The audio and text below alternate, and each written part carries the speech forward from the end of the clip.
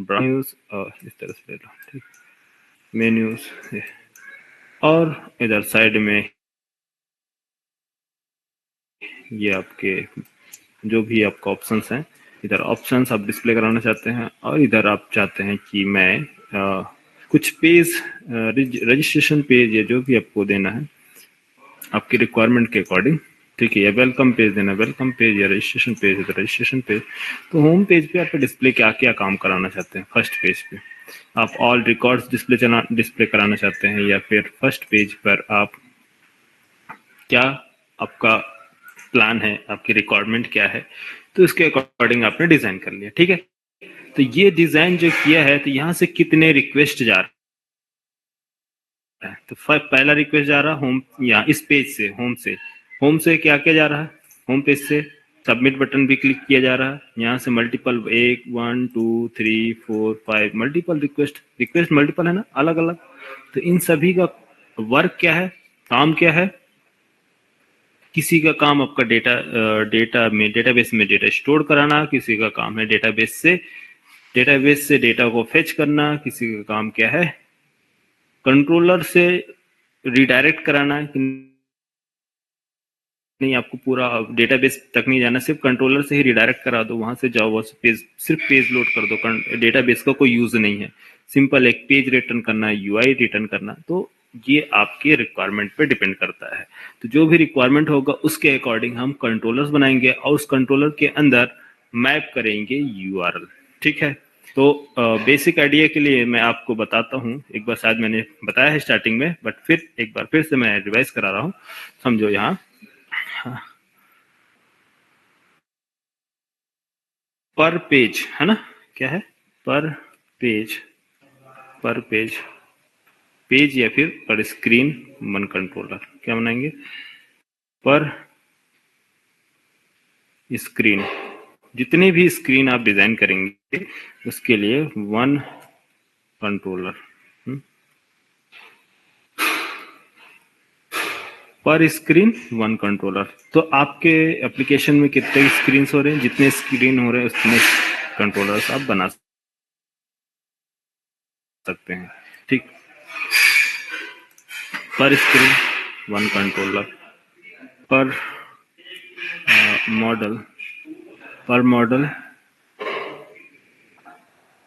One table, पर model एक model class one table, या फिर पर एंटिटी भी बोल सकते हो, मॉडल या एंटिटी, एंटिटी वन एंटिटी, पर entity one table, one table,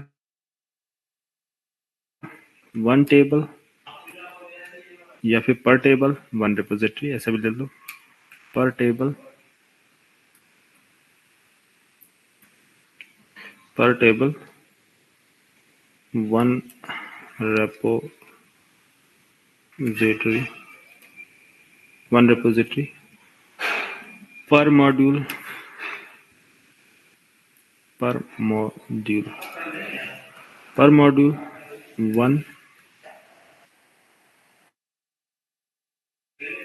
one service, one service।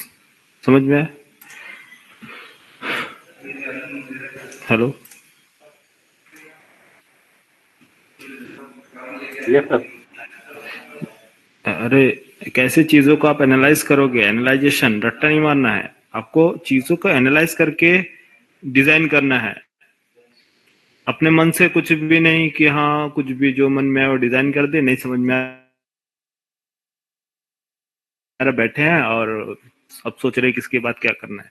चीजों को आप खुद एनालाइज करो कि यहाँ पास क्या होना चाहिए, क्योंकि आप रियल टाइम प्रोजेक्ट पे जब काम करेंगे तो वहां आपको कोई बताने वाला नहीं होगा कि हे शिवम आपको ये एक कंट्रोलर बनाओ, या हे शिवम आपको ये टेबल है तो आपको एक रिपोजिटरी बनानी पड़ेगी, या आपके पास सर्विसेज है तो ये मेथड्स बनाने पड़ेंगे, कोई बताएगा?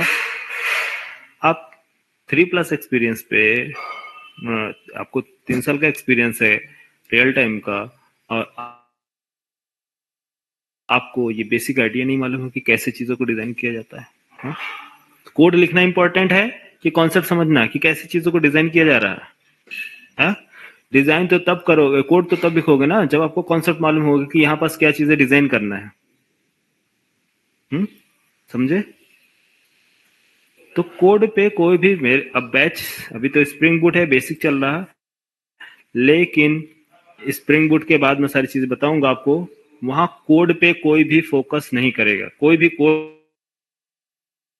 के ऊपर ध्यान नहीं देगा कि सर मेरा कोड कंप्लीट नहीं हो रहा, मेरा कोड नहीं समझ में आ रहा। कोड नहीं समझना है, ठीक है, सबसे पहले आपको फ्लो समझना है और कॉन्सेप्ट समझना है कि कैसे हम चीजों को कन्वर्ट करते हैं डिजाइन से, डॉक्यूमेंट से कोड में। जब आपको डॉक्यूमेंट ही नहीं समझ में आएगा तो डिजाइन कैसे बनाओगे, उसको कोड कैसे लिखोगे? ठीक है, तो एनालाइजेशन सीखो। एक बार आप सीख लोगे, लाइफ टाइम गारंटी है मेरा, कभी भी इंडस्ट्री में प्रॉब्लम नहीं फेस करोगे। ठीक है, जो लोग वर्क कर रहे हैं हमारे ओल्ड स्टूडेंट, उनसे पूछो, आते हैं बताते हैं ना? क्यों आकित, हम लोग बताते हैं ना? Yes sir. तो इसलिए कोड की चिंता मत करो, फ्लो को पकड़ो, उस पर फोकस करो। जो चीज मैं आपको बता रहा हूँ ये काफी इंपॉर्टेंट टॉपिक है, ये है ट्रिक रियल टाइम का। जिसको ये आ गया उसके लिए कोड कुछ भी नहीं है, समझो? तो वन मॉड्यूल, मॉड्यूल क्या होता है? कोई मॉड्यूल, एक मॉड्यूल मैंने आपको स्टार्टिंग बताया था, याद है? मॉड्यूल क्या है? मॉड्यूल क्या है बोला सर यार? Login page, sir login page, registration page, ये सब मॉड्यूल होते हैं। परचेसिंग हाँ, order. Login module, registration module, dashboard module, report module, employ module, admin module. तो ये सब क्या है? मॉड्यूल है। अब इस मॉड्यूल में, एक मॉड्यूल में हमें कितने स्क्रीन्स बनाने पड़ेंगे, एक मॉड्यूल को डिजाइन करने के लिए कितने टेबल्स बनेंगे, कितनी रिपोजिटरी बनेंगी, कि कौन कौन से सर्विसेज बनेंगे, और इसके पास कितने मेथड्स बनेंगे, इन मेथड्स का यूज क्या है, उस मॉड्यूल का वर्क क्या है, ये सब कुछ आपको एनालाइज करना है और खुद से कोड लिखना है। ठीक है, तो चलो आगे मैं बताऊंगा। अभी फिलहाल के लिए इतना ये कॉन्सेप्ट समझ में आ गया, अब कैसे एनालाइज करते हैं, पूरा मॉड्यूल कैसे समझते हैं, कितने मेथड्स बनाने हैं, उसको कैसे एनालाइज करना है, सारी चीजों को कैसे समझना है, वो मैं सब आपको स्टेप बाय स्टेप बताऊंगा। यहां तक समझ में आया कि कंट्रोलर पर स्क्रीन, वन स्क्रीन है, वन स्क्रीन है तो वन कंट्रोलर बनेगा, और वन मॉडल क्लास है, मीन्स वन एंटिटी है, तो एक टेबल उसके लिए बनेगी, और वन टेबल है तो उसके लिए वन रिपोजिटरी बनेगी। ठीक है, एक टेबल के लिए एक रिपोजिटरी। और पूरा अगर एक मॉड्यूल की बात करेंगे तो एक मॉड्यूल में एक सर्विस बनेगा, और इसमें एक मॉड्यूल में 4 स्क्रीन है तो 4 कंट्रोलर बनेंगे, है ना? एक मॉड्यूल में कितने स्क्रीन है? एक मॉड्यूल के अंदर मान लो 4 स्क्रीन है, 4 स्क्रीन है तो कितने कंट्रोलर्स बनेंगे यार? 4 controller, right? 4 screen 4 controller, 6 entities class है, 6 एंटिटी, 6 एंटिटी क्लास, तो कितने होंगे? 6, 6 entity class, 6 repository, 6 repository, 6 repository, और 6 रेपोजिटरी है तो 6 टेबल जनरेट होंगे। ठीक है, 6 रेपो, तो आपके कितने टेबल्स? 6 टेबल्स, 6 टेबल्स बनेंगे।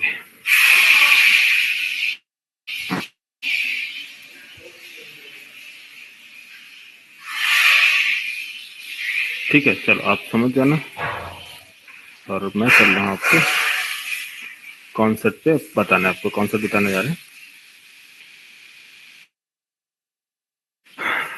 चलो, तो ये है स्क्रीन। अब इस स्क्रीन में हमें होम कंट्रोलर, हम रिक्वेस्ट सेंड करेंगे तो होम कंट्रोलर हमें क्या बनाएंगे? एक पर स्क्रीन, एक स्क्रीन से रिक्वेस्ट आ रही है, कौन सी स्क्रीन से आ रही है? Home screen.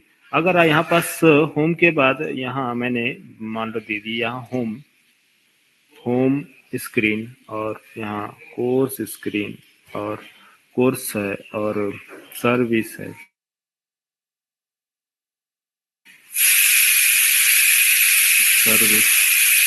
सर्विस और लाइक दैट कुछ भी। तो यहाँ मुझे कोर्स पे क्लिक करने के बाद कोर्स का मॉड्यूल चलना चाहिए, कोर्स मॉड्यूल की इंफॉर्मेशन लोड होगी, मैं सब दूसरा स्क्रीन लोड करो, सर्विस पे जाएंगे तो सर्विस स्क्रीन, तो सर्विस की इंफॉर्मेशन लोड होगी। तो इस तरह से हम स्क्रीन पे वर्क करेंगे कि एक क्लिक करने पर रिक्वेस्ट क्या होगी, यूआरएल चेंज होगा। तो यूआरएल चेंज होना इंपॉर्टेंट नहीं है, स्क्रीन इंपॉर्टेंट है। तो पर स्क्रीन क्या हो रहे हैं, कंट्रोलर्स बनाए जाएंगे। URL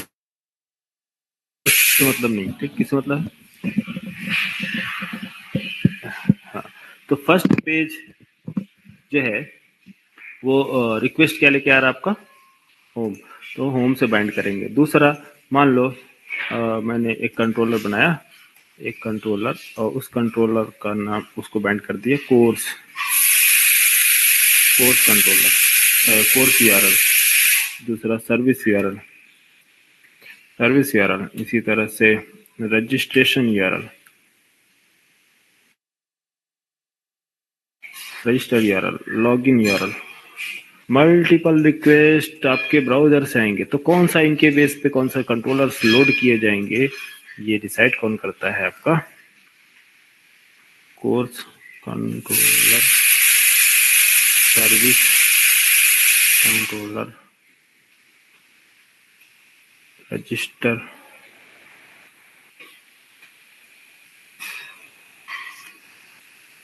controller,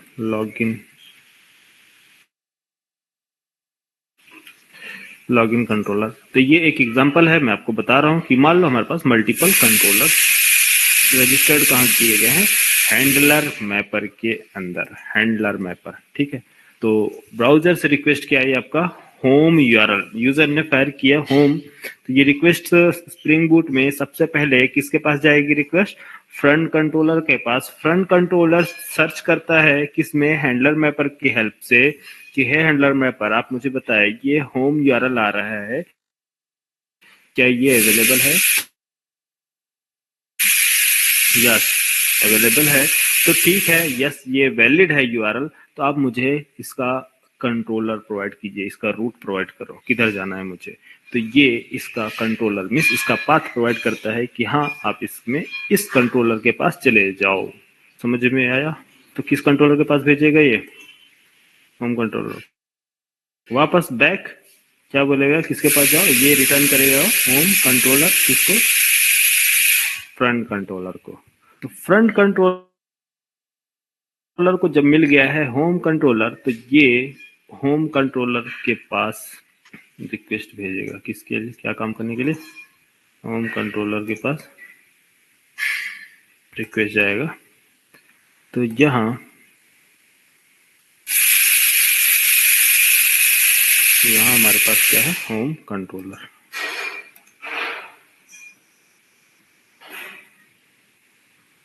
home controller. तो यहाँ पर कौन सा कंट्रोलर मल्टीपल, आपकी क्लास में controller dot Java file, controller dot जावा, ठीक है, कंट्रोलर डॉट जावा, तो जावा के पास भेज देगा। यहाँ पास मल्टीपल सारे कंट्रोलर्स बने हुए हैं। ये सिर्फ क्या है, ये एक टेबल फॉर्मेट है जहां रजिस्टर्ड किए गए, ये एक प्रकार की रजिस्ट्री है जहां सारे कंट्रोलर्स की रजिस्ट्री है, ठीक है। तो ये कंट्रोलर यहाँ आया, लोकेशन मीन्स आपका रिक्वेस्ट सीधे फ्रंट कंट्रोलर ने भेजा किसके पास, होम कंट्रोलर के पास। होम कंट्रोलर में आपने बाइंड करके रखा है इसका यूआरएल।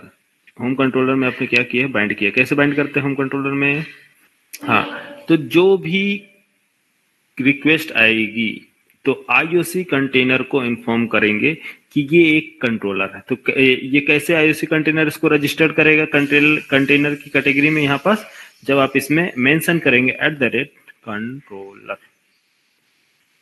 @कंट्रोलर, तो इसको पता चलेगा कि ये कंट्रोलर क्लास है, इसको कंट्रोलर की इसमें रजिस्ट्री में मैप कर दो, ठीक है।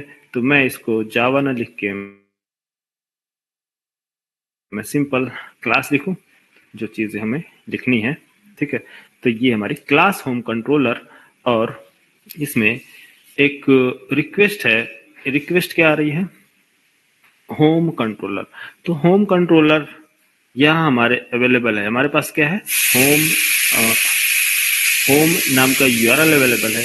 कि जब भी होम यूआरएल आए तो आपको एग्जीक्यूट करना है पब्लिक स्ट्रिंग मेथड का नेम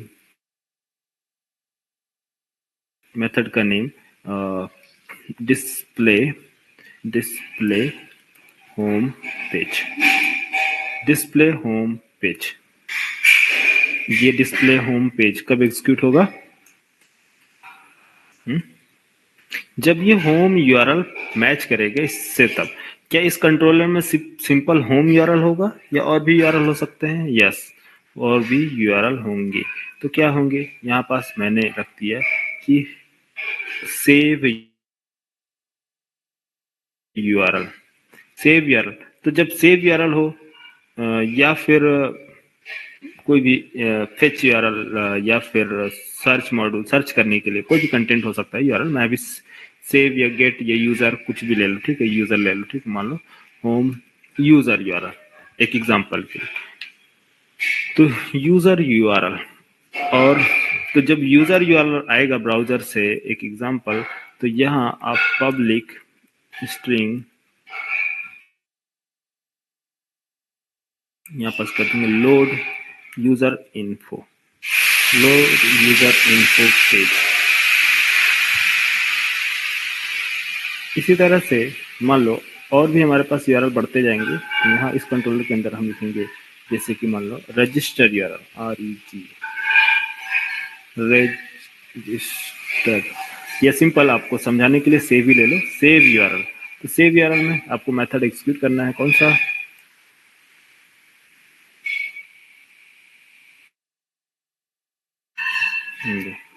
सेव यूआरएल। ध्यान से समझना, काफी इंपॉर्टेंट टॉपिक बता रहा हूँ, ठीक है। सेव यूआरएल, सो तो नहीं रहना यार, एक्टिव है ना सभी? Public string, yes sir. हाँ एक्टिव रहो। ये मैं 1 वीक का टॉपिक एक ही पेज में कवर कर रहा हूँ। एमवीसी काफी लेंथी टॉपिक है, मैं आपको शॉर्ट में पूरा मॉड्यूल डिस्कस कर रहा हूँ, पूरा एमवीसी पैटर्न डिजाइन कर रहा हूँ, क्योंकि हमारे पास, मैं आपको 2-3 दिन का छुट्टी दे रहा हूँ, इसलिए मैं इस तरीके से बता रहा हूँ कि आपको एक ही दो लेक्चर में आपको पूरा एमवीसी का कॉन्सेप्ट ही समझ में आ जाएगा एक बार में ही। बार बार आपको कनेक्ट करने की जरूरत नहीं पड़ेगी, अच्छा हाँ ये चीजें ऐसी है तो वो चीजें ऐसी चल रही है, ऐसी पूरा पिक्चर आपके सामने प्रेजेंट कर रहा हूँ। ब्राउजर से लेके, सर्वर से लेके, क्लाइंट से लेके, क्या रिक्वेस्ट आएगा, क्या आएगा, A to Z पूरा एमवीसी डिजाइन कर रहा हूँ आपके सामने, ठीक है। इसलिए ध्यान से देखना, एक बार ये फ्लो को जितने बार आप देखोगे उतना परफेक्ट होगा आपका एमवीसी। और इसमें से कोई ऐसा टॉपिक नहीं है जो इंटरव्यूअर पूछे और आपको ना मालूम, सारा टॉपिक इंटरव्यू यहीं से पूछेगा, ठीक है। तो एमवीसी से जो भी टॉपिक आपसे पूछे जाएंगे इस डायग्राम से बाहर नहीं पूछे जाएंगे, सारा सब कुछ मेंशन मैंने इसमें किया है, बस ध्यान से देखो, सबका आंसर आपको मिलेगा आगे चल के, ठीक है। एमवीसी, अब देखो, अब save URL,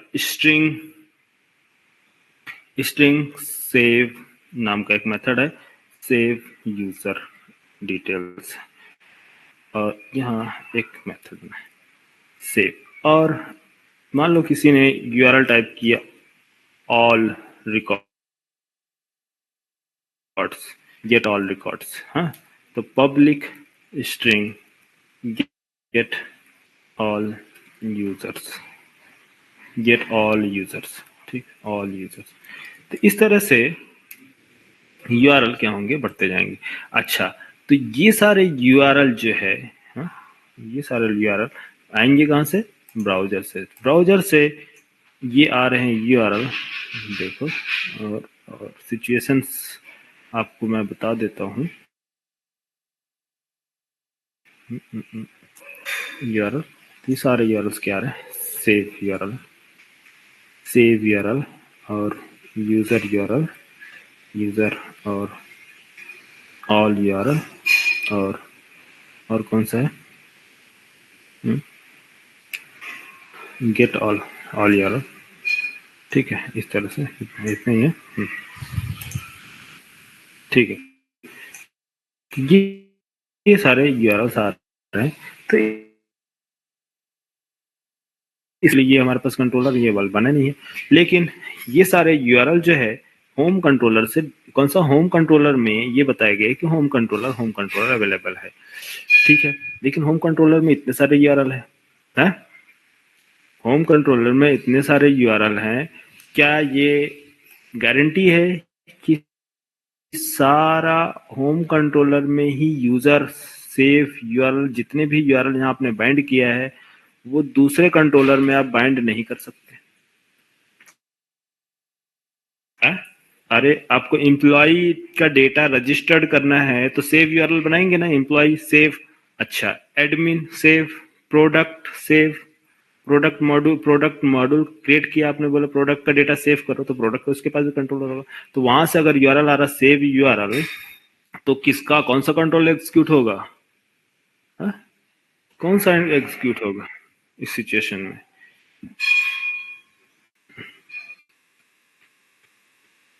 hello, yes sir. अच्छा, ये मान लो हमारे पास एक और कंट्रोलर है, कंट्रोलर, और इस कंट्रोलर का नाम क्या है? Class course controller. Course controller एक क्लास है, और मैंने यहाँ पास बनाया है कि डिस्प्ले होम पेज, इसका कोर्स पेज, कोर्स का होम मतलब होम पेज, या फिर मैं कोर्स लेता हूँ डिस्प्ले कोर्स, तो कोर्स की इन्फो, या फिर लोड, या जो भी है रजिस्टर, सेव कोर्स डिटेल्स, तो सेव अगर कोर्स का, अब मैं एडमिन हूँ, या मैंने एडमिन को परमिशन दिया है कि हे एडमिन आप कोर्स को अपडेट कर सकते हैं या फिर कोर्स को रिमूव कर सकते हैं। जो कोर्स एक्टिव है उसको आप एक्टिव करें, और जो कोर्स अभी अवेलेबल नहीं है या उसका फैकल्टी अवेलेबल नहीं है तो उसके लिए स्टूडेंट रजिस्टर ना करें, उसको क्या करना है, वहां से आप परमिशन दे रहे हैं कि वो कोर्स अभी अवेलेबल नहीं है उसमें रजिस्टर ना करें, तो उसको आपको रिमूव करना पड़ेगा या फिर इनएक्टिव करना होगा, ताकि कोई भी उस कोर्स के लिए रजिस्टर ना कर सके, राइट। तो वो कोर्स के लिए स्टूडेंट रजिस्टर ना कर सके, इसके लिए एडमिन को उस चीज को, कोर्स को एनेबल और डिसेबल करना होगा, कि कहां से, डेटाबेस से। तो एडमिन कैसे इस कोर्स को कंट्रोल करेगा, कोर्स को रजिस्टर्ड कैसे करेगा डेटाबेस में, उसके लिए सेव यूआरएल। यस, मैंने बोला ठीक है, public string save course,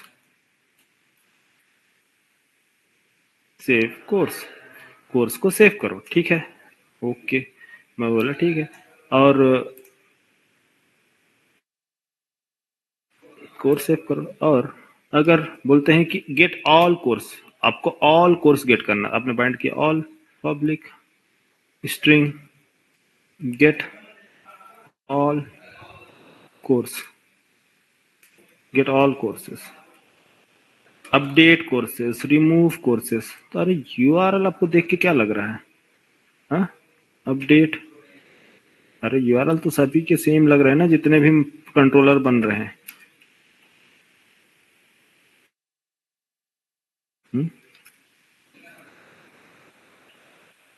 update course, तो अब यहां से जो रिक्वेस्ट आ रही है, तो हम अब इसको डिफरेंशिएट करने के लिए कि हे यूजर, आप या है डेवलपर, अगर जब भी आप मल्टीपल कंट्रोलर अगर बनाएं तो मैंडेटरी है कि आप इनका रूट यूआरएल जनरेट करें, रूट बताएं कि ये जो है, ये कंट्रोलर जो है ये क्या है, रूट है। तो यहाँ पास यूजर रूट है, तो यूजर क्या है, user home page save user save all. ये कंट्रोलर किससे रिलेटेड है? ये रिलेटेड है कोर्स रिलेटेड, कोर्स से रिलेटेड। तो कोर्स मॉड्यूल का कोर्स कंट्रोलर है, कोर्स के सारे रिक्वेस्ट जाएंगे। इसी तरह से सर्विस के होंगे, तो service route, register route, log in route, आए समझ में? तो सबसे पहले अगर आप रूट बता देंगे तो हमें मालूम होगा कि रूट का home page, user save user all record, user का ऑल रिकॉर्ड, यूजर का डेटा सेव करो, यूजर अपडेट करो। ठीक है, यहाँ पर यूजर हटा देते हैं, अपडेट लिख लेते हैं, अपडेट। बोलो, यूजर डिलीट ले लो। ठीक है, डिलीट, या होम पे ले, होम ही ले लो, फर्स्ट पेज है ना, होम पेज। समझ में आया कैसे डिफ्रेंशिएट करेंगे? रूट से। तो अब जो ब्राउजर से जो रिक्वेस्ट आएगी, तो इस टाइम पे जो रिक्वेस्ट आ रही है, तो इस टाइम पे हम बाइंड करेंगे कि हे यूजर, आप जो रिक्वेस्ट भेज रहे हो ऐसा ना भेजो। अब क्या, कैसे भेजो? अगर होम पे जाना है तो पहले रूट मेंशन करो, यूजर देन होम, तब आप होम पे जाएंगे। क्योंकि इतना बड़ा प्रोजेक्ट है, हो सकता है यूआरएल मैच करे, तो इसलिए आपको कंट्रोलर पे क्या मेंशन करना है? रूट। क्लियर?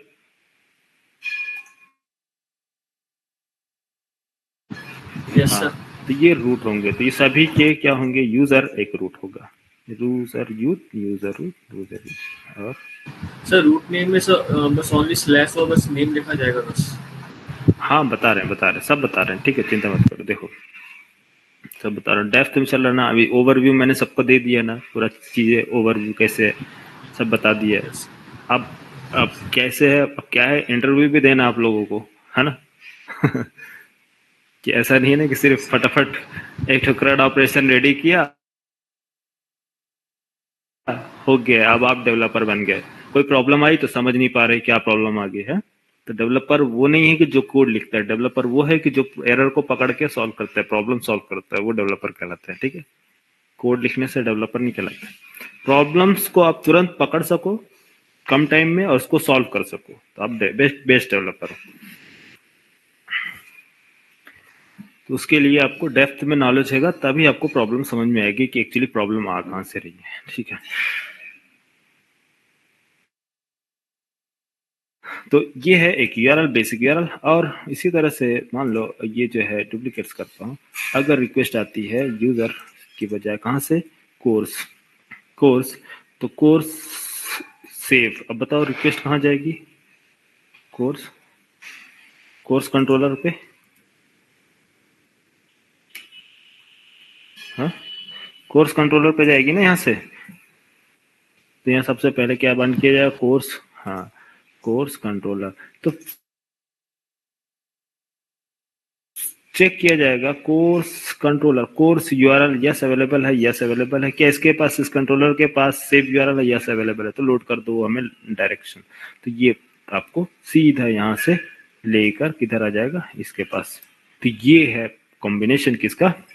यूआरएल्स कैसे बाइंड किए जाते हैं। तो पहले क्या होता है? लोकेशन फाइंड किया जाता है, उसके बाद उसके कंट्रोलर के पास रूट कंट्रोलर, रूट के बाद उसके बाद मेथड। तो मेथड का टाइप, कौन किस टाइप का मेथड है। ठीक है, चलो अब नेक्स्ट आते हैं हम लोग मैपिंग पे।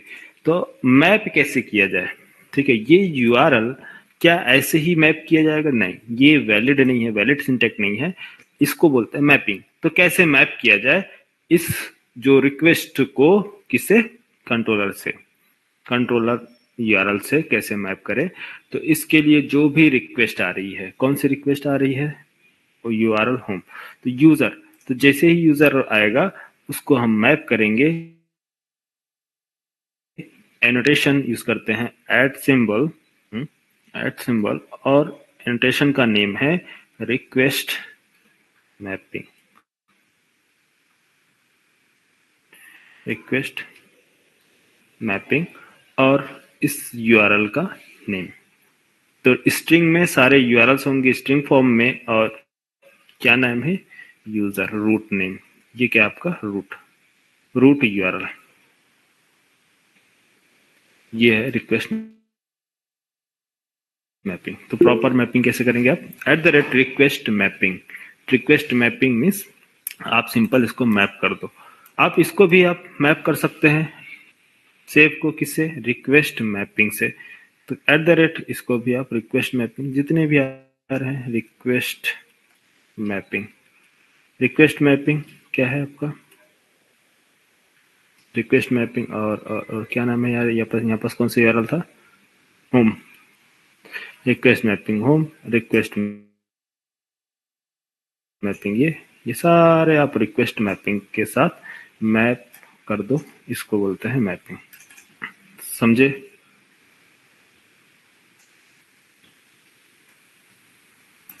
अरे साक्षी, समझ में आया? इजी है या डिफिकल्ट?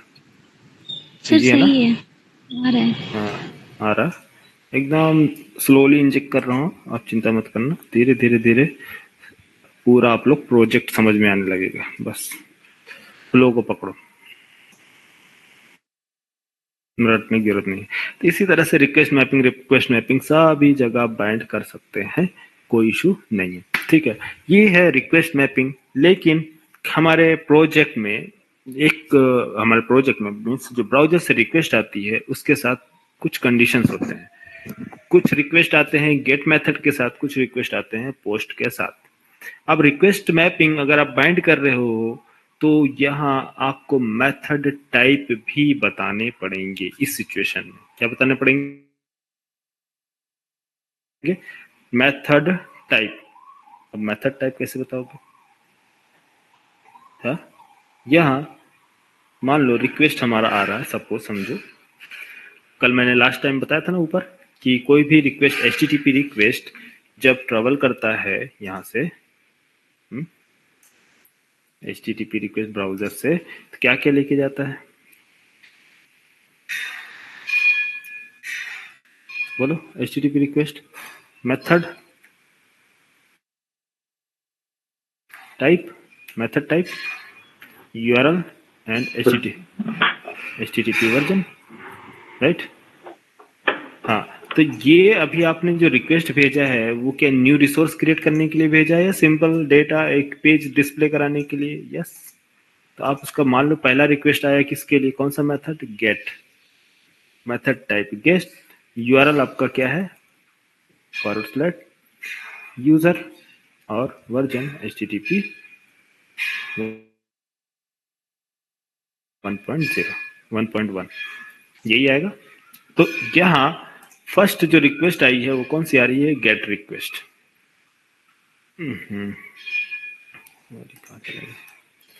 गेट रिक्वेस्ट, रिक्वेस्ट क्या है? होम पे आ रहे ना, तो यहाँ होम बाइंड करेंगे।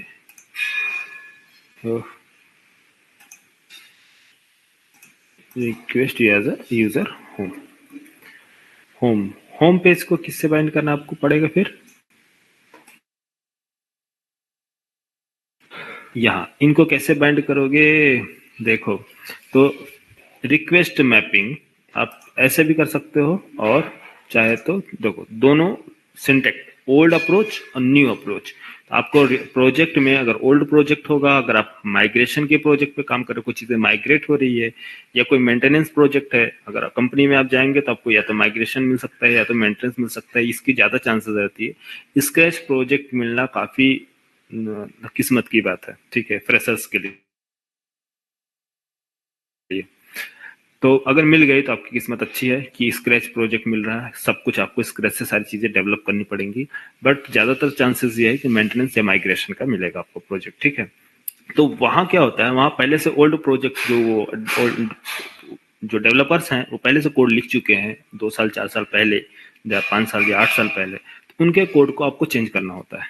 तो वहां पास काफी पुरानी चीजें भी आपको देखने को मिलेंगी कि उन लोगों ने कोड उस टाइम पे कैसे लिखा था और अब हमें इसको रिप्लेस करना है, क्योंकि हम चाहते हैं हम क्या, क्लाइंट चाहता है कि हमारे एप्लीकेशन की परफॉर्मेंस अच्छी हो, लोडिंग टाइम इंक्रीज हो, इसका डाउन टाइम 0 हो, मिस डाउन ना हो हमारा एप्लीकेशन। काफी चीजें वो आपसे वो एक्सपेक्ट करता है कि हमारी भी एप्लीकेशन फास्ट हो, क्योंकि मार्केट में डिमांड है। क्योंकि आज की डेट में स्लो की कोई रिक्वायरमेंट नहीं है ना, सब कुछ हाई परफॉर्मेंस होनी चाहिए। तो वो उस टाइम पे आपसे बोलेगा कि मेरा ये ओल्ड प्रोजेक्ट है, इसी कंपनी में बना है, अब मुझे दूसरा बना के दो, अपडेट करके दो। तो वो माइग्रेट होती है सारी चीजें। या फिर तो जब ओल्ड प्रोजेक्ट को न्यू किया जाता है तो माइग्रेशन कहलाता है, और उसी ओल्ड प्रोजेक्ट को मॉडिफिकेशन होता है तो मेंटेनेंस प्रोजेक्ट कहलाता है, ठीक है। तो यहाँ मान लो वहां उस टाइम पे बाइंड किया गया था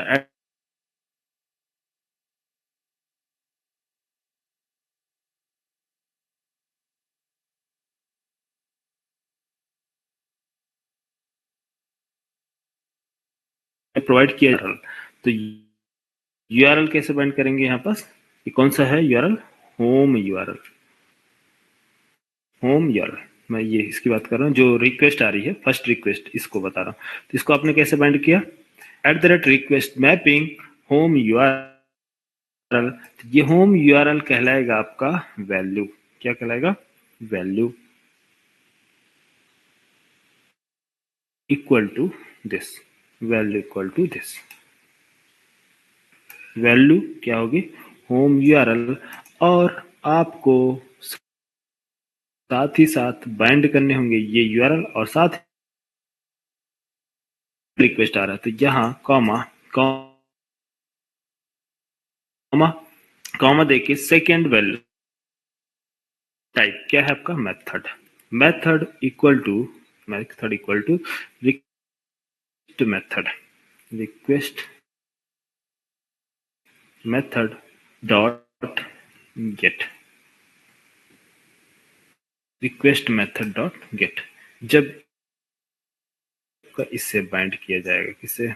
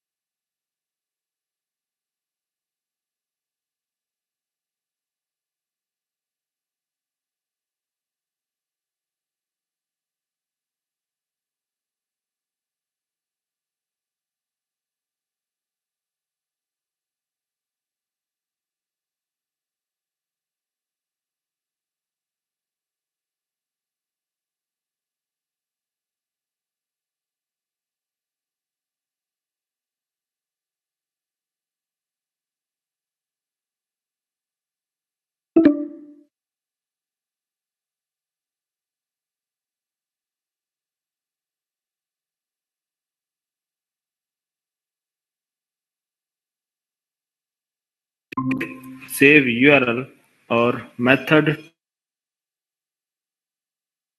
type method equal to method type equal to post.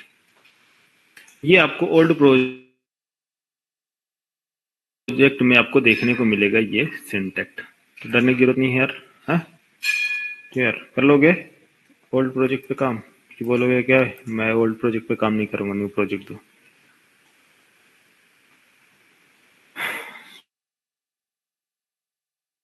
बोलो यार, समझ में आया? दो चीजें मेंशन करनी होगी ना? Yes sir. पहला, हाँ, पहला जो होगा वो होगा मेथड टाइप, जो होगा उसका, सॉरी इधर है गेट टाइप, मेथड टाइप। अगर पोस्ट है तो पोस्ट, और URL बाइंड करनी होंगी किससे? इससे URL बाइंड करना। तो ये चीजें आप बेसिक आइडिया है, इस तरह से आप लोग कर लेना। लेकिन फिर स्प्रिंग बूट ने इन चीजों को देखा और एनालाइज किया कि कोड लेंदी हो रहा है, क्यों ना हम इसका शॉर्टकट बना दें। तो बाद में जब अपडेट हुआ, स्प्रिंग बूट अपडेट हुआ, तो इस प्रॉब्लम को इन्होंने क्या कर दिया? सॉल्व कर दिया। किसके लिए? डेवलपर्स के लिए। और डेवलपर्स के लिए इन्होंने क्या किया? चीज़ों को इजी बना दी, और इतना इजी बना दिया कि आज डेवलपर को जॉब नहीं मिल रही है, क्योंकि सब कुछ ऑटोमेशन कर दिया धीरे धीरे।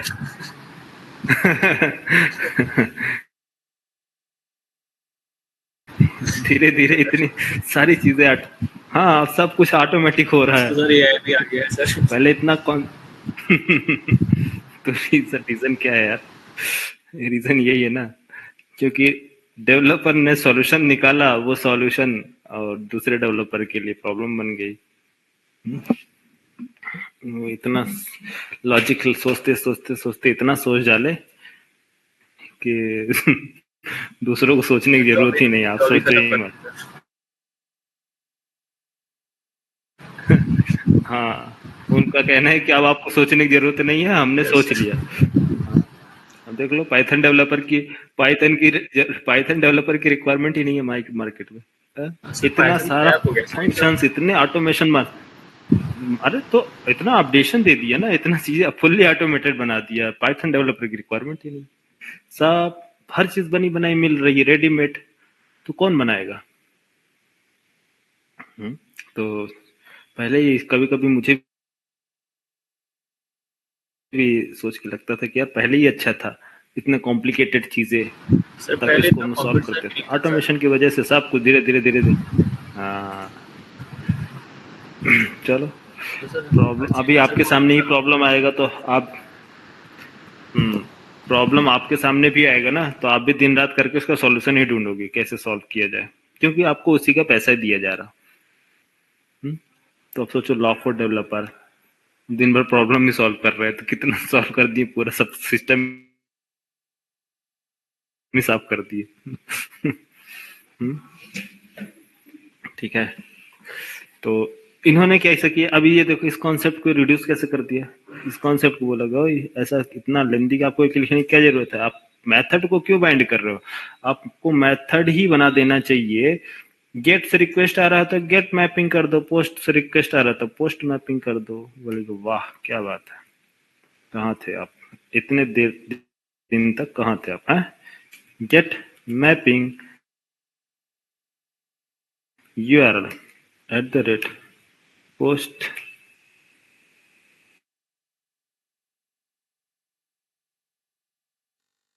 यहाँ पास होम URL और इसको रिप्लेस कर दिया सेव URL।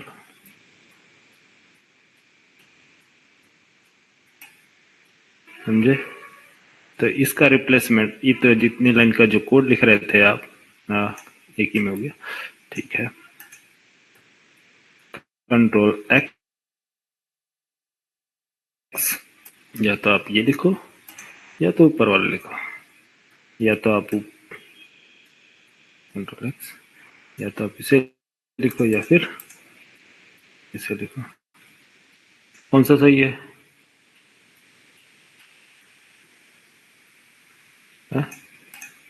इतने लेंदी कोड लिखने से अच्छा ये है कि आप क्या कर दो, ये लिख दो। ठीक है, गेट मैपिंग, तो ये अलग से मेथड गेट मेथड लगाने की जरूरत नहीं है, मेथड ही इन्होंने बना दिया गेट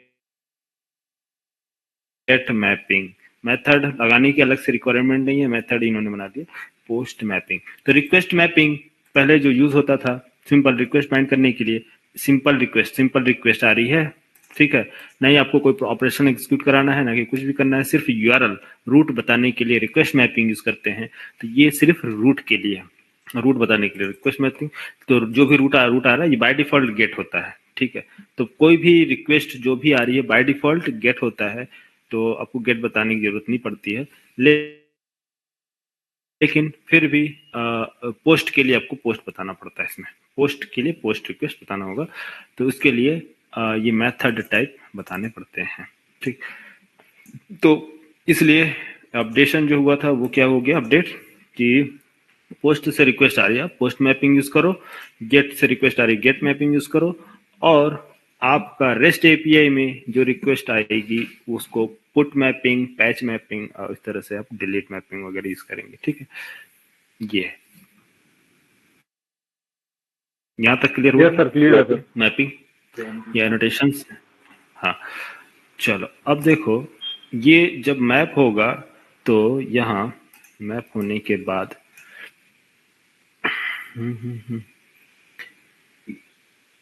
रिक्वेस्ट यहां से आई, फ्रंट कंट्रोलर के पास गई, फ्रंट कंट्रोलर ने रूट बताया और ये रूट से आ गया हमारे मेथड के पास। अब ये मेथड का काम यहां से शुरू। ठीक है, किसका? मेथड। अब मेथड क्या करेगा ये,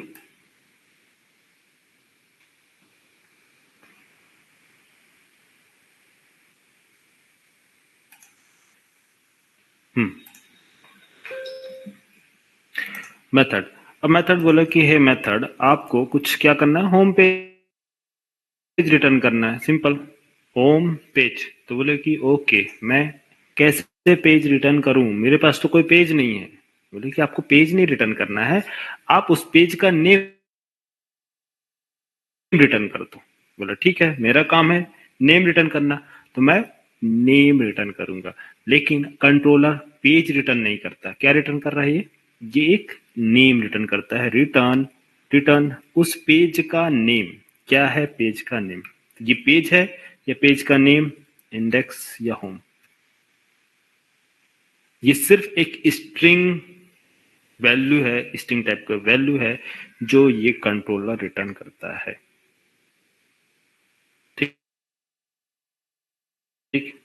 लेकिन पेज कौन रिटर्न करेगा? पेज कौन ब्राउजर पे लेके जाएगा? कंट्रोलर नहीं। अब यहां से सिस्टम चेंज होने वाला है। देखो ये रिटर्न करता है आपको, इसको बोलते हैं क्या बोलते हैं इसको, व्यू नेम। कंट्रोलर क्या रिटर्न करता है आपका? View name. व्यू मतलब मीन्स जो चीजें हमें व्यू करानी है यूआई पेज को, तो यूआई को व्यू बोलते हैं क्योंकि एमवीसी पढ़ रहे हैं, इस वजह से प्रॉपर नेम देना पड़ेगा। MVC, MV, V means view. तो व्यू का नेम रिटर्न करता है, तो इसको हम क्या बोल सकते हैं? व्यू नेम बोल दे। ये एक प्रकार का क्या है? View name. सिर्फ आपको एक्सप्लेन करने के लिए यहाँ पास मैं मेंशन कर रहा हूँ। तो ये जो है आपका व्यू नेम है, इसको क्या बोलेंगे? View name. तो view name, controller view name return करता है किसको? वापस फ्रंट कंट्रोलर को। वापस फ्रंट कंट्रोलर को रिटर्न करता है व्यू नेम।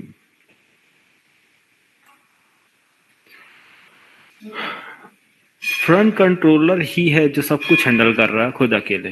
क्या बोल रहा है कि यूआरएल है, फर्स्ट यूआरएल फ्रंट कंट्रोलर है। फ्रंट कंट्रोलर, मुझे ये कंट्रोलर की रिक्वायरमेंट है। कौन सा? Home controller. ओके, चेक करता हूँ। इसमें गया हैंडलर मैपर के पास, चेक किया होम कंट्रोलर अवेलेबल है, यस अवेलेबल है, तो रिटर्न करो। अगर अवेलेबल नहीं है तो क्या करो? जाके उसको बोल दो अवेलेबल नहीं फॉर, ये पेज नॉट वैलिड या रिक्वेस्ट नॉट वैलिड। कोई भी एक्सेप्शन बाहर से दे दो, कंट्रोलर को सर्च करने की जरूरत नहीं है। पूरा एप्लीकेशन में सर्च करने की जरूरत नहीं है कि अरे वो कंट्रोलर कहाँ है, अननेसेसरी टाइम लेने की जरूरत नहीं, तुरंत बता दो। हैंडलर मैपर से जाके चेक करो, यस अवेलेबल है तुरंत दो और तुरंत बाहर कर दो। यस है तो उसको रिस्पॉन्स दो, नहीं है तो एक एरर मैसेज डिस्प्ले कर दो, सिंपल। ठीक है, एरर पेज डिस्प्ले करो। तो कभी भी आप देखते हो फोन नॉट फोर, ये पेज अवेलेबल नहीं है, या फिर इंटरनल सर्वर एरर या कुछ भी रेस्पॉन्ड आता है आपके रिक्वेस्ट के बेस पे, तो वो सारी चीजें कब होती हैं, कैसे होती हैं, आपको बता रहे हैं कि एरर कैसे डिस्प्ले किया जाता है। आप कस्टम एरर कैसे बनाएंगे, आप अपना खुद का एरर कैसे डिस्प्ले कराएंगे। स्प्रिंग बूट तो डिस्प्ले कराता ही है, लेकिन आपको डिस्प्ले कराना होगा तो कैसे कराएंगे, वो सारी चीजें आगे देखेंगे। यहाँ तक आप बताओ। व्यू नेम, तो ये क्या रिटर्न करता है? फ्रंट कंट्रोलर को व्यू नेम रिटर्न करता है। यहां तक क्लियर? अरे यस सर। हाँ, अब व्यू नेम का ये फ्रंट कंट्रोलर क्या करेगा? व्यू नेम का, हाँ, फ्रंट कंट्रोलर क्या करेगा व्यू नेम का? अरे इस व्यू नेम को भेजता है व्यू रिजॉल्वर के पास। व्यू रिजॉल्वर, व्यू रिजॉल्वर एक इंटरफेस है, या इसको बोल सकते हैं एक प्रकार का क्लास है। इंटरनली ये स्प्रिंग बूट मैनेज करता है इस क्लास को। आपको सब कुछ करने की जरूरत नहीं है, सब इंटरनली चलता है। बट ये सारी चीजें डिस्कस क्यों की जा रही है? इंटरव्यू के हिसाब से, ठीक है। ये सब स्प्रिंग बूट इंटरनली हैंडल करता है। तो फ्रंट कंट्रोलर अब सेंड करता है ये रिक्वेस्ट किसको? कलर चेंज, अब आ जाते हैं यूआई ग्रीन, व्यू रिजॉल्वर के पास। तो इधर से मुझे लगता है कि ये सारे रिक्वेस्ट को यहाँ से हटा दे, साइड कर दे रहे हैं थोड़ा सा। ये ब्राउजर, हाँ ठीक है, यहाँ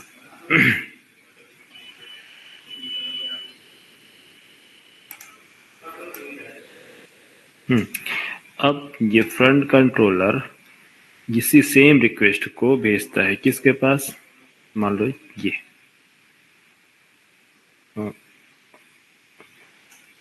व्यू नेम क्या भेज रहा है? ये होम, यहाँ से रिटर्न क्या आया, व्यू नेम, तो व्यू नेम रिटर्न आया, तो ये भेजेगा व्यू व्यू व्यू नेम। तो जो भी व्यू नेम फ्रंट कंट्रोलर को मिलेगा वो भेजता है किसके पास, अरे किसके पास भेजेगा, बोलो यार, व्यू रिजॉल्वर।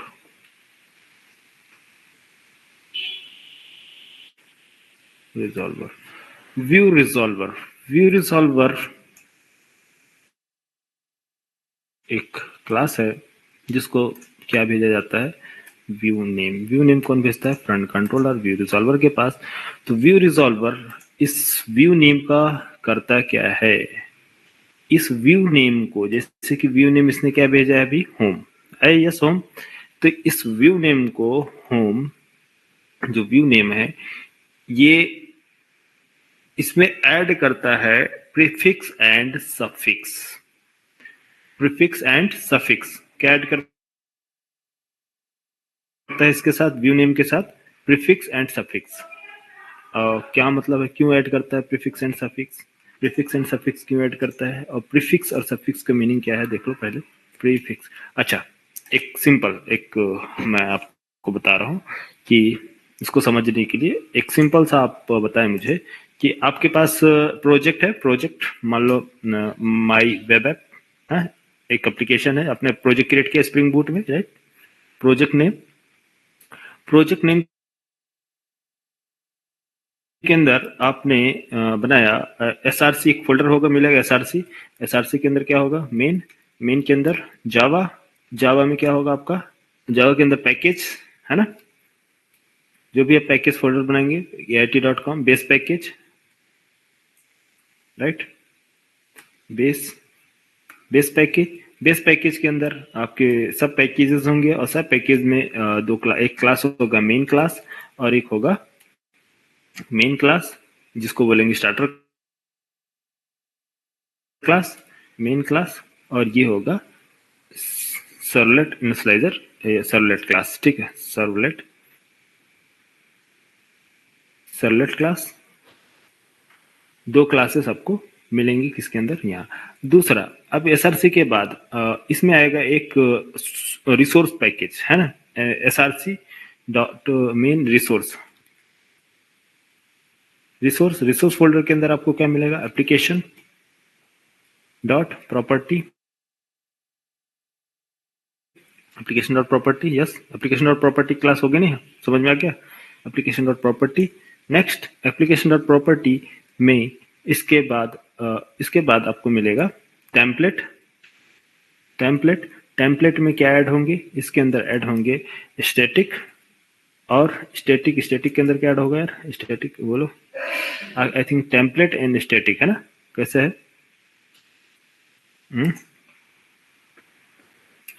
अरे प्रोजेक्ट फोल्डर स्ट्रक्चर नहीं मालूम है क्या तुम लोग को, सर HTML पेज है, हाँ इसके अंदर ऐड किया जाएंगे HTML पेज।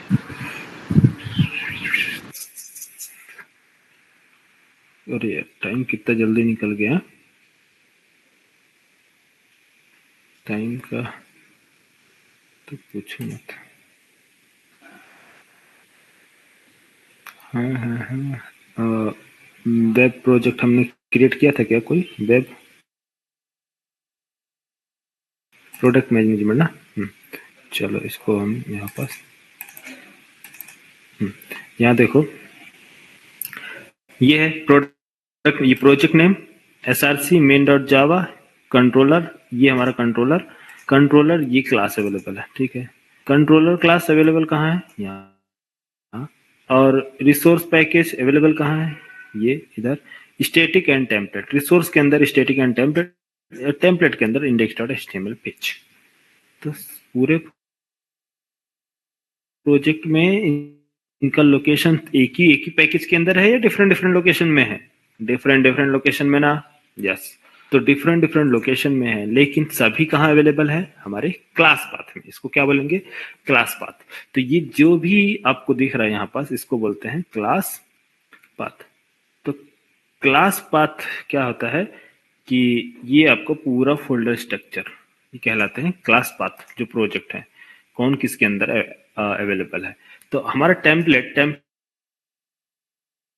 के अंदर हमारी क्या फाइल्स अवेलेबल है, कौन सी फाइल आपने क्रिएट किया है, home.html होम, और हो सकता है कि आप जेएसपी पेज भी ऐड किए हों, हाँ जेएसपी, लाइक मान लो home.jsp, आप चाहते हैं कि या तो जेएसपी पेज लोड हो, जब मैं चाहूँ तो जेएसपी पेज लोड हो, जब मैं चाहूँ तो एचटीएमएल पेज लोड हो। ये आप प्रॉपर्टी के कॉन्फ़िगरेशन के अकॉर्डिंग कोई सा भी पेज आप जब चाहे तब आप चेंज कर सके हैं। मीन्स लूजली कपल बना रहे हैं, तो लूज कपलिंग बनाने के लिए आपने क्या है मल्टीपल, अगर हमारे इसमें कोई प्रॉब्लम्स आ रही है एचटीएमएल में तो आपने कन्वर्ट कर दिया किसमें, जेएसपी में, तो बाहर से ही कॉन्फ़िगर कर देंगे पेज क्रिएट करके, ठीक है। तो ये सारी जो कॉन्फ़िगरेशन जो प्रोवाइड किया जाता है प्रोजेक्ट को, वो कौन बताता है, आपका एप्लीकेशन डॉट प्रॉपर्टी। ये क्या है, हमारी इनपुट फाइल है, कंटेनर को इनपुट प्रोवाइड करता है, यस अरे इनपुट है ना, मैंने बताया था ना एप्लीकेशन डॉट प्रॉपर्टी एक इनपुट फाइल है जो हमारे कंट्रोलर या फिर कंटेनर आईओसी कंटेनर को इनपुट प्रोवाइड करता है, की एंड वैल्यूज, याद है? Yes sir. मैंने बताया आईओसी कंटेनर में एप्लीकेशन डॉट प्रॉपर्टी अभी मैंने कुछ ही दिन पहले बताया, उसमें की एंड वैल्यू मेंशन किया जाता है, क्यों? क्योंकि जो एनोटेशन @वैल्यू एनोटेशन जो हम अप्लाई करते हैं वो की जो होती है सिंगल की बाइंड करने के लिए, मैप की बाइंड करने के लिए, @कॉन्फ़िगरेशन प्रॉपर्टी प्रीफिक्स बाइंड करने के लिए, सारी चीजें आपको बताया ना अभी कुछ। तो ये क्या काम करता है, जो आईओसी कंटेनर है जहां ऑब्जेक्ट क्रिएट किए गए हैं उनको वैल्यू पास करने के लिए, ठीक है, बाइंड मैप करने के लिए। तो जब प्रोजेक्ट लोड होता है तो उस टाइम पे हमारा एप्लीकेशन प्रॉपर्टी भी लोड होता है और ये वो की एंड वैल्यू प्रोवाइड करता है की के बेस पे। तो यहाँ कंट्रोलर ये रिटर्न कर रहा है व्यू रिजॉल्वर को क्या है, बोला है कि व्यू का नेम हमें प्रोवाइड करो। जबकि हमारे पास जब हमारे पास home.html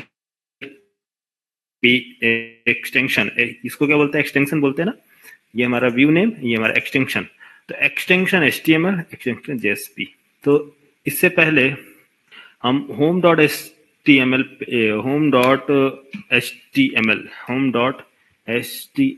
अगर हम चाहे home.html रिटर्न करना तो क्या ये रिटर्न करेगा डायरेक्ट पेज, हाँ डायरेक्ट पेज home.html एक तो रिटर्न नहीं करेगा, लेकिन अगर हम चाहे डिजाइनिंग में, तो डिजाइनिंग में अगर स्प्रिंग बूट चाहता है तो इसको डिजाइन कर देता है कि आप डायरेक्ट यहां से पेज भी रिटर्न कर सकते हैं। क्यों आप होम मींस व्यू नेम क्यों रिटर्न कर रहे हैं, आप पूरा कंप्लीट एक्सटेंशन ही रिटर्न कर दो एक्सटेंशन के साथ। लेकिन ये किस टाइप की बाइंडिंग हो जाएगी, स्टैटिक बाइंडिंग, मींस ये क्या हो जाएगा, फुल्ली डिपेंडेंट हो जाएगा कि होम जो होगा वो सिर्फ और सिर्फ HTML पेज ही एक्सेप्ट कर पाएगा, JSP पेज नहीं। उसको होम जो है यहाँ पास बाइंड कर दिया गया है कि आपको क्या यहाँ पास मेंशन करना होगा, HTML पेज ही सर्वर को देना पड़ेगा। रिएक्ट अगर आप बात करें रिएक्ट की, आप बात करें एंगुलर की, आप कोई चीजें इंटीग्रेट करना चाहते हैं तो ये वो पेज को लोड ही नहीं करेगा। समझ में आ रहा? तो हम चाहते हैं कि रन टाइम पे कोई भी किसी भी टाइप का एक्सटेंशन अगर दिया जाए तो ये उसको होम से उसके व्यू नेम से बाइंड कर दिया जाए, एक्सटेंशन डिपेंडेंसी ना आए। इसलिए स्प्रिंग बूट ने क्या है, एक्सटेंशन को बोला है कि आप, हाँ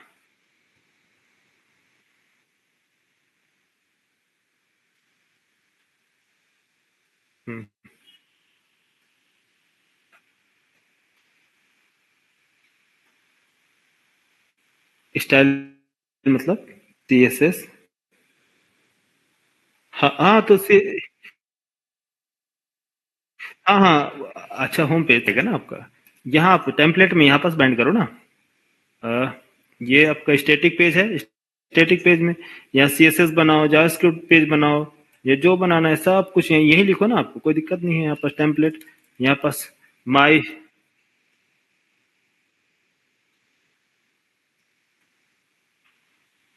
हाँ लिखो, कोई इशू नहीं है। तो ये CSS जो होगा इससे लिंक होगा ना, ये HTML, तो ये HTML पेज होगा तो बाय डिफॉल्ट ये भी पेज लोड होगा ना, क्योंकि इस स्टाइल पेज का जो आप SRC ऐड करेंगे, SRC means script, sorry style, inline style या एक्सटर्नल स्टाइल, लिंक आप HTML पेज के अंदर देंगे ना, तो जब ये HTML पेज लोड होगा तो ऑटोमेटिक ये भी पेज लोड किया जाएगा, फाइंड किया जाएगा। हाँ, अलग से इसमें फाइंड करने की जरूरत नहीं है, ये तो HTML के साथ है। आप चाहे इनलाइन स्टाइल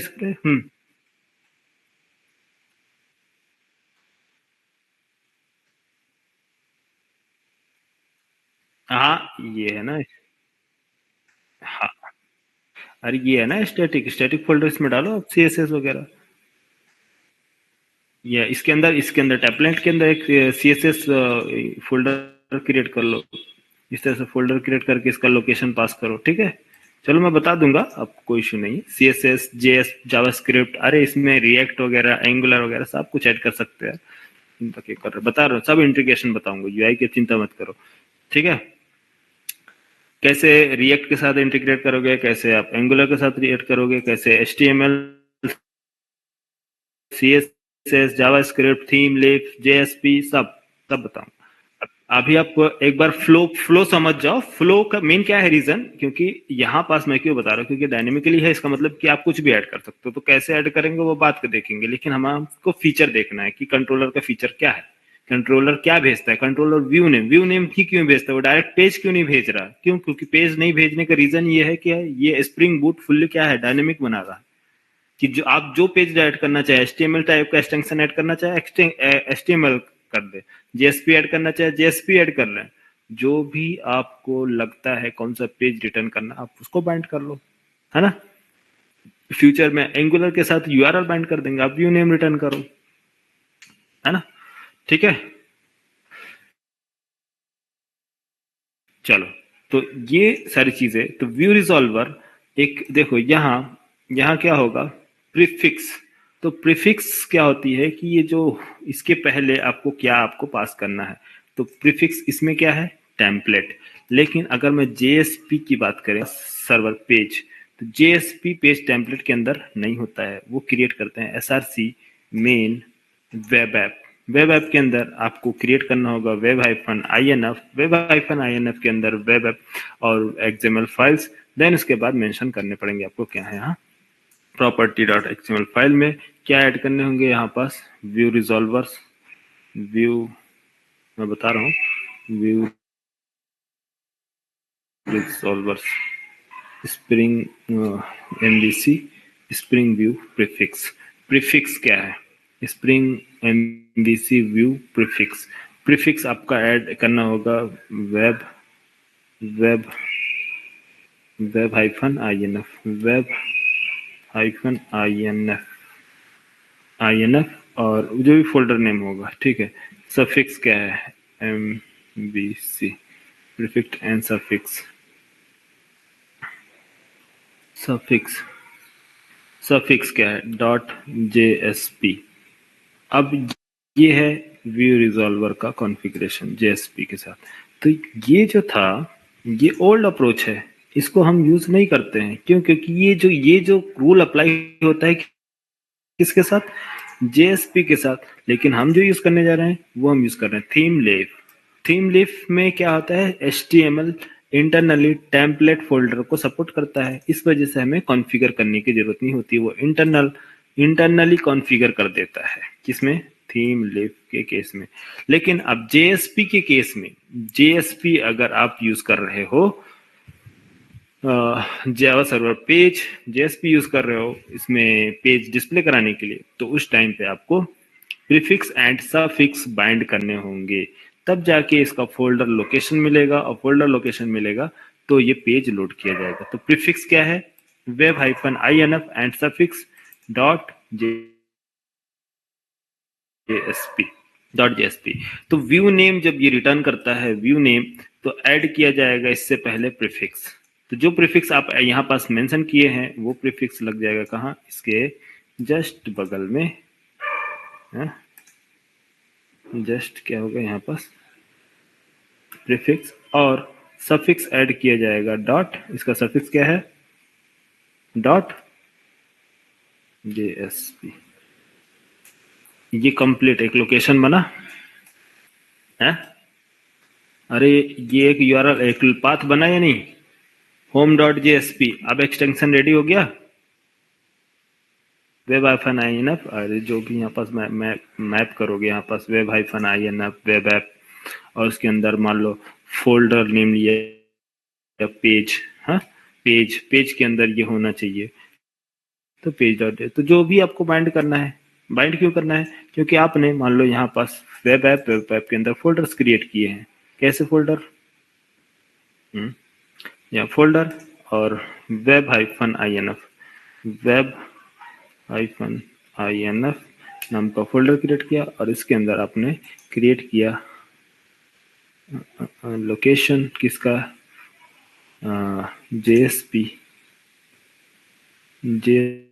फाइल,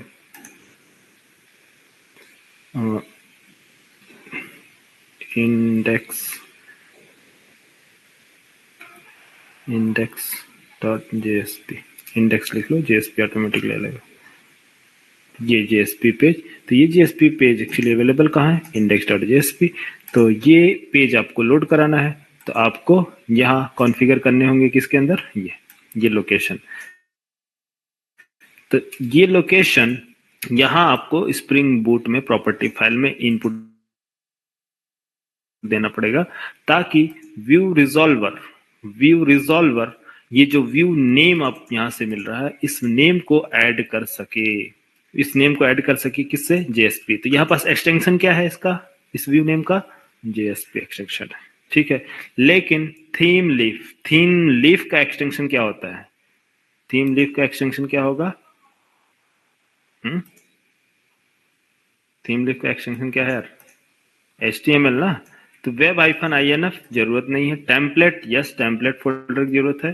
तो टेम्पलेट इंटरनली ये सब कुछ ऐड करता है, तो आपको सिर्फ यहाँ ऐड किया जाएगा HTML। तो वेब हाइफन INF ये सिंपल किसका एक्सटेंशन ऐड हुआ, थीम लीफ का। तो थीम लीफ आप यूज करोगे तो ये व्यू नेम एंड प्रीफिक्स वो इंटरनली खुद हैंडल करेगा, प्रीफिक्स खुद ऐड कर देगा और सफिक्स भी ऐड कर देगा। आपको सिर्फ क्या पास करना है, व्यू नेम। तो आपको भी नहीं पास करना है, ये फ्रंट कंट्रोलर मीन्स ये आपका होम कंट्रोलर रिटर्न करता है क्या, view name. Internally view resolver add कर देता है इसके साथ प्रीफिक्स और सफिक्स, और ये बन जाता है कंप्लीट यूआरएल। और ये यूआरएल जाके आपके क्लास पाथ में सर्च करता है कि किधर अवेलेबल है, कौन सा home.html किधर अवेलेबल है, यस। सीधा इस home.xml के पास जाएगा और ये पेज लोड कर दिया जाएगा, कहाँ, ब्राउजर पे। सही है, समझ में आया।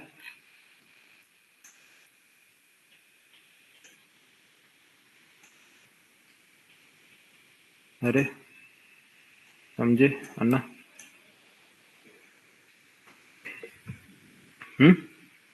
समझे यार। तो कंट्रोलर और व्यू,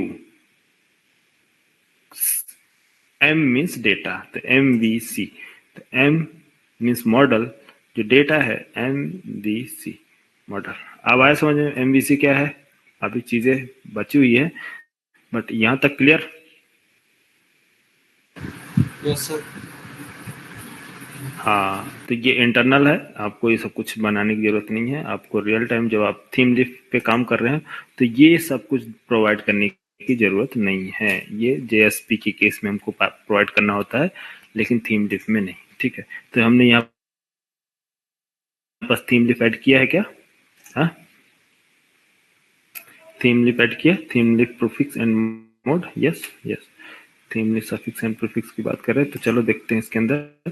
थीम लीफ ये प्रीफिक्स, सेट प्रीफिक्स में प्रीफिक्स के अंदर चलते हैं, तो डिफॉल्ट प्रीफिक्स, यस। हाँ देखो यार, और ये देखो,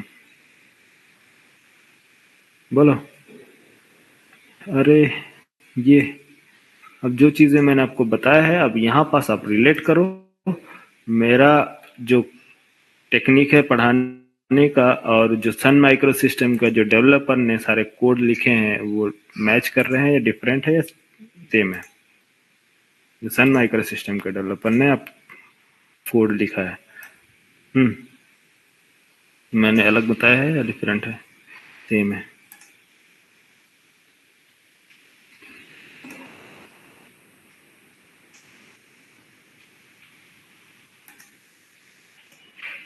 दिख रहा है? नहीं। कलर कौन सा चेंज कर दे? इसको लगा दें? नहीं, ये तो बेकार लग रहा है।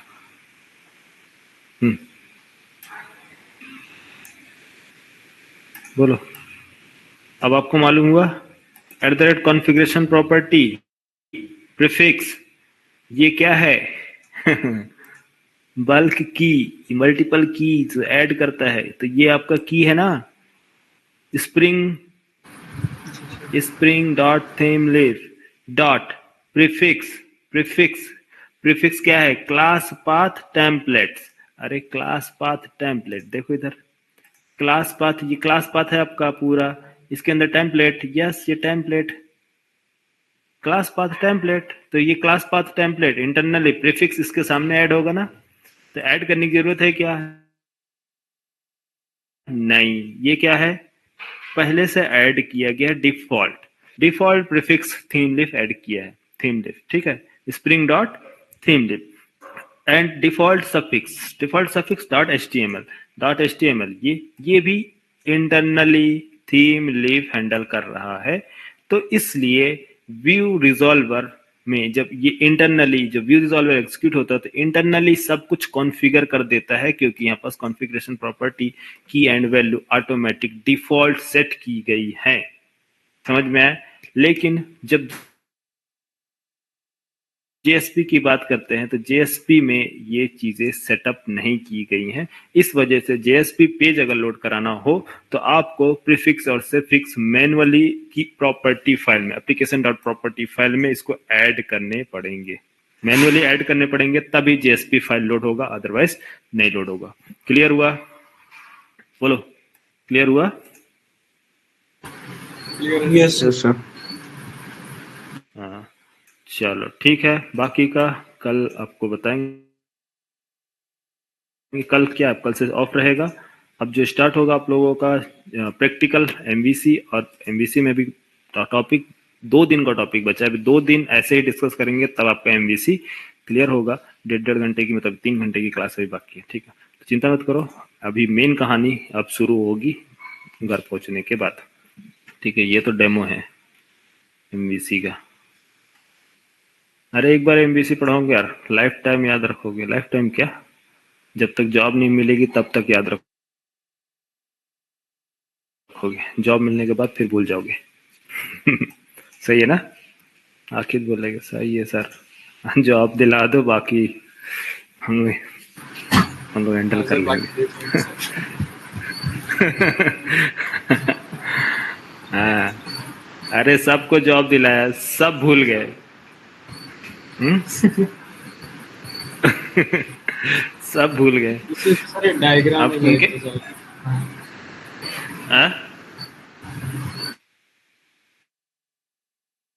डायग्राम, एक तो सर यहाँ पे डायग्राम बहुत डायग्राम ही तो है। डायग्राम में माइंड में क्या है, पूरा प्रॉपर सेट हो जाता है, पूरी स्टोरी क्रिएट कर देता ना। अरे अदर इंस्टीट्यूट में क्या प्रॉब्लम है कि सर जब काम करने जाते हैं ना तो सर ध्यान आ जाता है अपने आप ऑटोमेटिक। हाँ वो फ्लो, यही तो टेक्निक है मेरे इंस्टीट्यूट, मेरे पढ़ाने का टेक्निक यही है कि मैं पूरा कोड जो है, अरे यहाँ तक डेवऑप्स वाले के, AWS वाले के जितने भी मेरे यहाँ से जो ट्रेंड हो गए डेवलपर, वो आज भी बोलते हैं, बोले सर वो डायग्राम ही है जो आपका हेल्प करता है। बाकी जो लोग मुझसे उसके अदर इंस्टीट्यूट से पढ़ के आते हैं वो पूरा कोड पढ़ते हैं, वो सोचते हैं कोड काफी डिफिकल्ट है, कोड समझो। और कोड क्या है, एक महीने में भूल जाएगा कोड, याद ही नहीं रहेगा क्या पढ़े हैं। कोड कभी याद नहीं रहता। कोड करना तो इजी है सर, कोड में कोई प्रॉब्लम नहीं, कोड में कोई प्रॉब्लम ही नहीं है। कोड तो देखना ना अभी तुम लोग को कैसे कोड लिखोगे। अरे कोड मेरा देखते हो कितना कम टाइम लगता है, फटाफट कोड बता दिया। कोड में है क्या यार, कोड में कुछ नहीं सर, डायग्राम में बस टाइम लगता है। एक्चुअल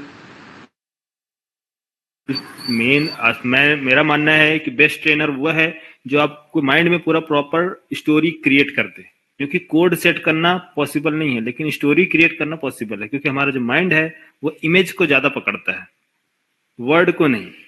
वर्ड को वो भूल जाएगा, वर्ड को ज्यादा देर तक याद नहीं रख सकता, लेकिन ये इमेज स्टोर करता है, इमेज। तो जितनी भी चीजें आप इसको दिखाओगे इमेज, तो इमेज ज्यादा देर तक स्टोर करता है, लेकिन वर्ड तुरंत भूल जाता है। तो इसलिए इसको कोशिश करो कि इमेज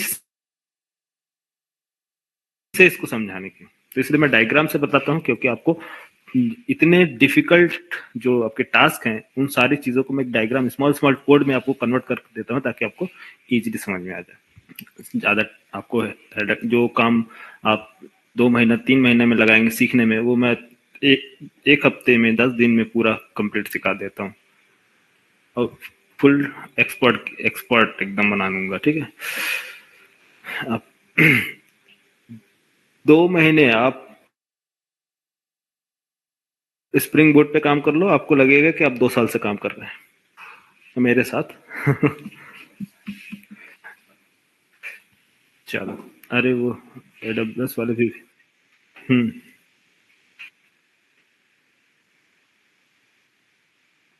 हम्म। हाँ, प्रोजेक्ट में इंटीग्रेट करेंगे ना, अभी कैसे इंटीग्रेट कर दे यार, अभी स्प्रिंग बूट आता नहीं है आपको, कैसे सारी चीजें इंटीग्रेट करेंगे हैं? अभी तो स्प्रिंग बूट में सारी चीज, अभी तो स्प्रिंग बूट स्टार्ट हुआ है भाई। अभी तो स्टार्ट, अभी तो डेमो भी ढंग से नहीं है, इसको बोलेंगे। मेरा स्प्रिंग बूट मार्केट में फेमस क्यों है, वो बात अलग है कि यहाँ से स्टूडेंट जाने के बाद रेफर नहीं करते हैं, लेकिन उनको मालूम है। जैसे कि आप लोग हो, यस जा, सर। जावा खत्म, एडवांस जावा खत्म, आज तक एक भी स्टूडेंट रेफर नहीं किए ना, उसी तरह से उन लोग भी थे, वो जॉब लेने के बाद भी आज तक स्टूडेंट रेफर नहीं किए। बोलते हैं अरे तुम तो ये सर सेम आइडिया बहुत। सर। हम्म,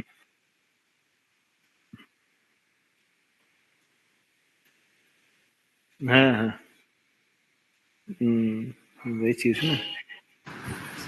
सर यही प्रॉब्लम आ रही है सर। हम्म हम्म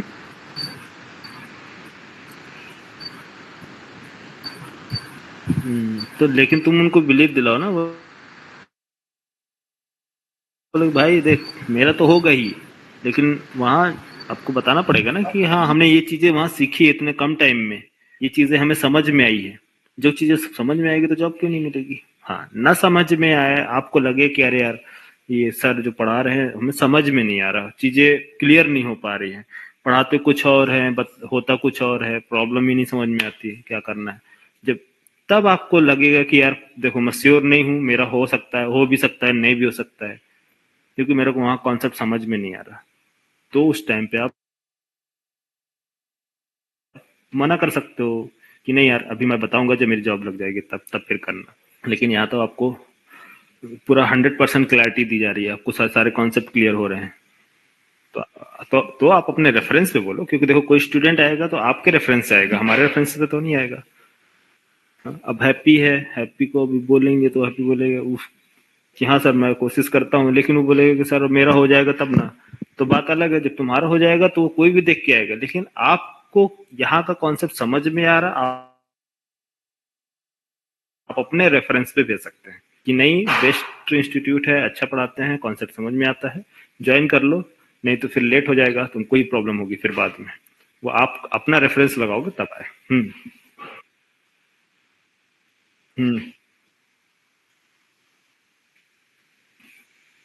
मिहिर तो भाग गया।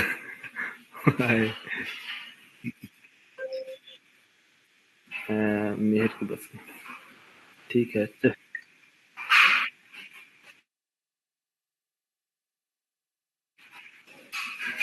आकांक्षा कहाँ ज्वाइन करी? हम्म